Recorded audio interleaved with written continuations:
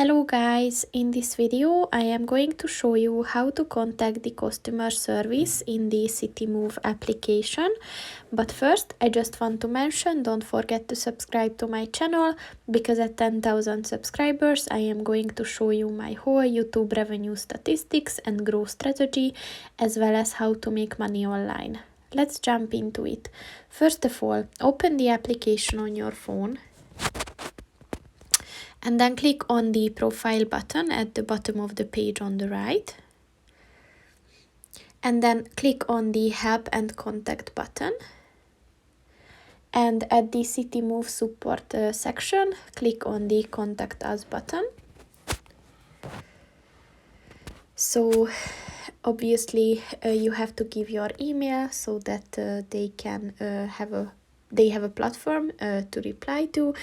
And then just type in your message, and once you done that, just click on the submit button, and your question is sent. So that's pretty much it for this video, guys. See you in the next one. Goodbye.